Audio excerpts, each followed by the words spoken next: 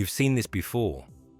A line of people walking north, dust, backpacks, children on shoulders, somewhere between Guatemala and the United States. On the news, this is called a border crisis, a wave, a surge, an emergency on America's doorstep. But this story doesn't start at the border. It starts with a land reform, a fruit company, and a secret CIA operation in 1954. This is how the overthrow of one president in Guatemala helped create the migration crisis we talk about today. Welcome to Denk. Join me. Let's see a bigger world.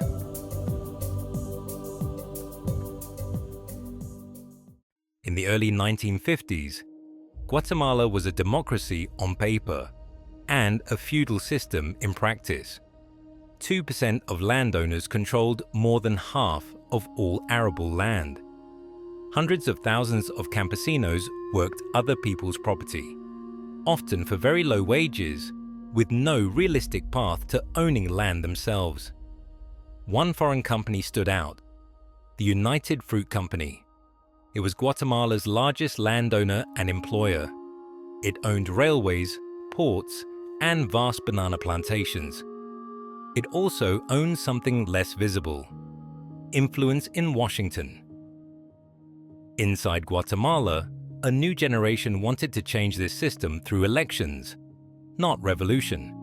In 1951, Guatemalans elected a new president, Jacobo Árbenz Guzmán.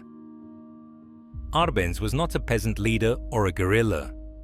He was a former army officer with a belief in constitutional democracy and state-led development. His main goal was clear: modernize Guatemala and reduce extreme inequality. In 1952, he introduced Decree 900, a land reform law.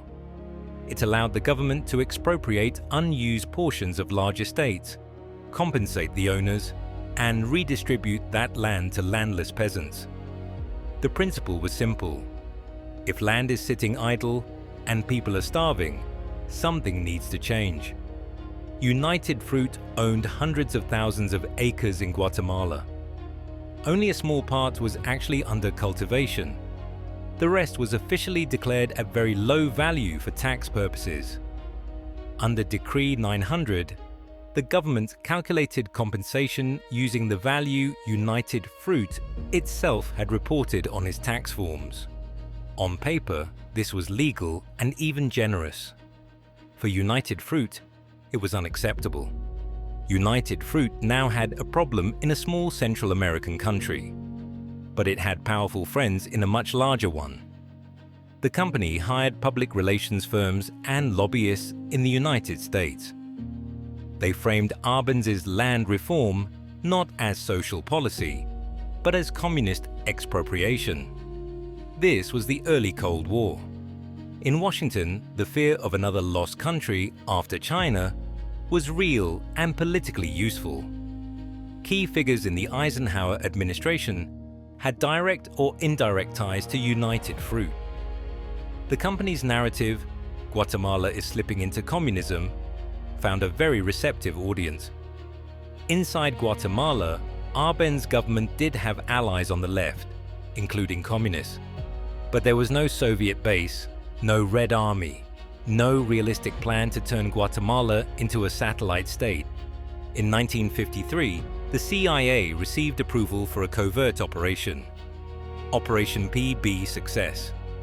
The goal was simple: remove Árbenz and replace him with a government more friendly to US interests. The method was not an open invasion. It was a carefully managed illusion of internal revolt. The CIA trained and armed a small force, led by exiled Guatemalan officer Carlos Castillo Armas, in neighboring countries. It set up a radio rebellion that broadcast fake reports of large rebel victories and collapsing government units. It coordinated psychological operations, economic pressure, and diplomatic isolation. In June 1954, Castillo Armas's small force crossed into Guatemala. Militarily, it was weak. But combined with the fear generated by CIA propaganda and the threat of US intervention, it was enough. The Guatemalan Army High Command refused to fully support Árbenz. Facing isolation and under the impression that a much larger invasion was coming, Árbenz resigned on June 27, 1954. A few days later, Castillo Armas took power. On paper, the mission was accomplished. The land reform was rolled back. United Fruit's position was protected. A communist threat had been removed. But the story didn't end there. The coup did not just change presidents. It changed the rules of politics. It sent a clear message inside Guatemala. Reforms through elections could be reversed by outside force. Left-wing and reformist groups learned that ballots alone might not protect their agenda. The army learned that Washington would back strong men who defended US interests. Over the next years, political space narrowed. Successive military-backed governments repressed opposition. Moderate leftists, union leaders, and activists were jailed, exiled, or killed. By 1960, what had started as a political struggle began to shift into armed conflict. Guerrilla groups formed, drawing support from sectors excluded from formal politics. The result was a civil war that lasted 36 years, from 1960 to 1996. The human cost was enormous. A United Nations-backed Truth Commission later estimated over 200,000 people killed or disappeared. The majority of victims were indigenous Maya. The state and allied paramilitaries committed the vast majority of violations. Entire villages were targeted on suspicion of supporting guerrillas. Massacres, forced displacement, and scorched earth campaigns became common. Decades of war had side effects beyond the battlefield.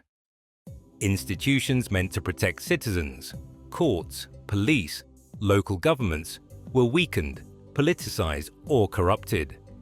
Armed groups, including elements of the security forces, became involved in illicit activities, smuggling, extortion, and later, drug trafficking.